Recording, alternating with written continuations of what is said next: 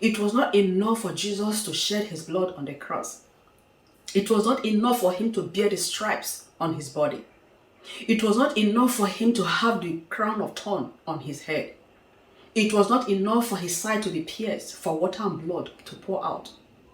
It was not enough for him to be buried and the tomb sealed. Jesus Christ had to rise. And if he had not risen, the Trinity would not have been complete. Because there are three that bear witness in heaven, and these three are one. The Father, the Spirit, and the Word. These three are one, the Trinity. They bear witness in heaven. So supposing Jesus Christ did not rise, what happens? What will have happened? Beholding your beauty is all that I long for. To worship you, Jesus, is my sole desire. For this very heart you have shaped for your pleasure, purpose to lift your name high. Here in surrender, in pure adoration, I enter your courts with an offering of praise. I am your servant, come to bring you glory, as is fit for the work of your hands. You were looking for the living among the dead. Jesus Christ rose. I can't explain what I am feeling now. Maybe because of that encounter that I had as a child. And maybe because of the book that I wrote, the drama, because I just keep seeing the drama, reliving the drama in my head again and again. But let us read 1 Corinthians 15. And then I'll go on to share the encounter. 1 Corinthians 15:17. And if Christ is not risen, your faith is futile and you are still in your sin. The place did not say, if Christ was not crucified, if Christ was not buried. That's not what the place is saying. The place is saying, if he had not risen, you will still be in your sin. Your faith will be nonsense, will be futile, will be null and void. Jesus is alive. That is a message that every Christian should rejoice about. Just rejoice in your spirit that Jesus is alive. We can't comprehend it completely now, but as much as we can, let us use it to taunt the enemy. Jesus is alive. O grave, where is your victory? O death, where is your sting? So, like I said, I was a child, and it was one early morning. I was still lying down, but awake. I was lying down awake. Okay, but just a little bit of background. My father was a long distance driver and was an early riser. My father could be awake from as early as 3 a.m. because he goes on a long haul. He drives very long distances. So sometimes when he's preparing to travel, to go on a journey, as early as 3-4 a.m., he's already awake. But usually he'll put on his music. He'll put on his music to play while he was preparing to get up or to go. And from his room, we'll always hear his music playing. So this particular morning, as usual, he put on his music. He had all sorts of them. Osadebe Oliver, Zebediah, Gospel, Voice of the Cross, all of them. Ijara, all of them. He had all of them. So this morning he was playing.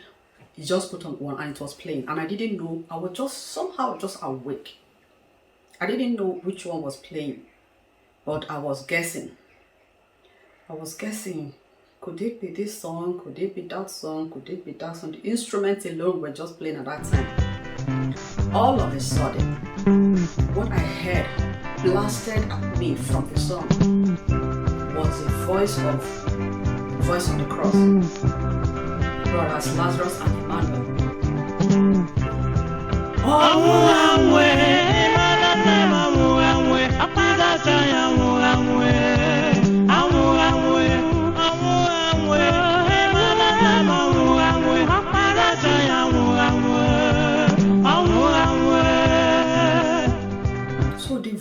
came at me as if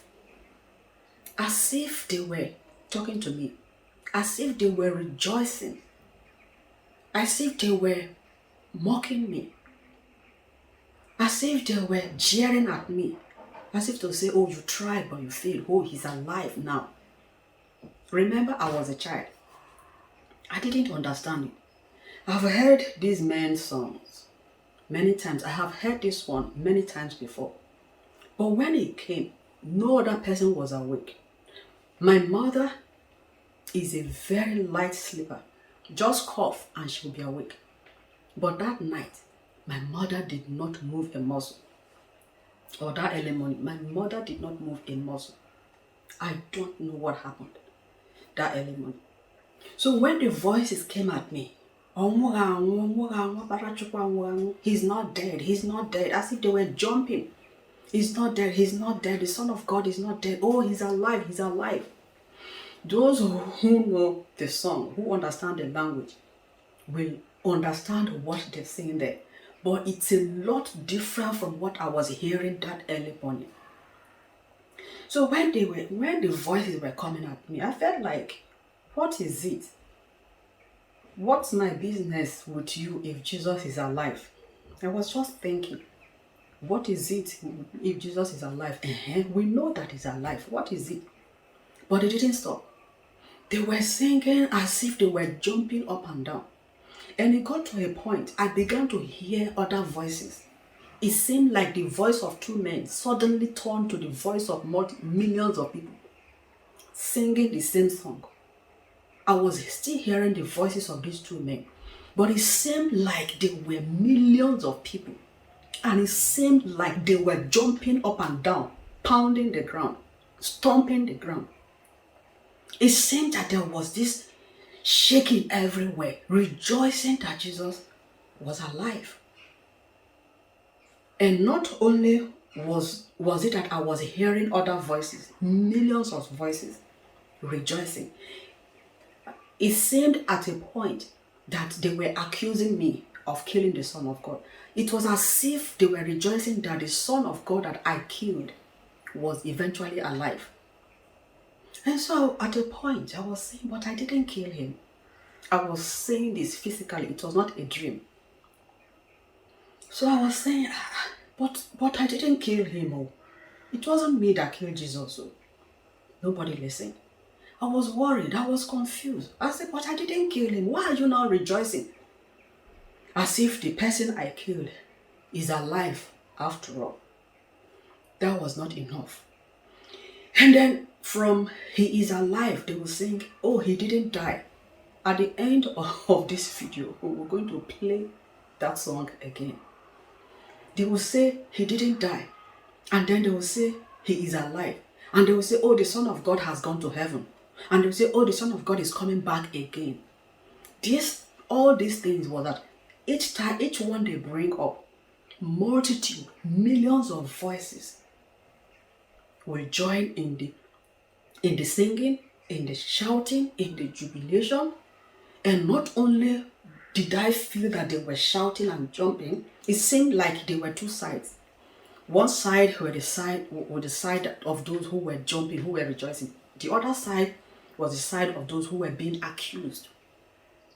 So if you're not on the side of those rejoicing that the Son of God was alive, you are automatically on the side of those accused of his death. You killed him, but he is alive. I just want to quickly show us something in Matthew to understand what they were saying and what I was feeling. Matthew 27 verse 25. When they were arguing with Pilate whether Pilate should release Jesus or not, and Pilate was asking them what Jesus did, they couldn't categorically say what he did wrong. Even when they mentioned what he did, Pilate didn't think that it was a thing that would make him worthy of death. Let's see verse 24. Matthew 27, 24 and 25. When Pilate saw that he could not prevail at all, but rather that a tumult was rising, he took water and washed his hands, before the multitude, saying, I am innocent of the blood of this just person. You see to it. I am innocent of the blood of this righteous man. You handle it. And then in verse 25 they said, and all the people answered and said, his blood be on us and all our children. So you understand that at that time when they were rejoicing, as if there was one team rejoicing and team B were the ones being accused, I felt accused. Really, I felt accused, and they were accusing me. I felt accused. But at first, I was saying I didn't kill him. And innocently, I was telling them, but I didn't kill him. And I knew that I didn't kill Jesus. But what I perceived was that if you are not on the part of Jesus, you are on the part of those who killed him, accused.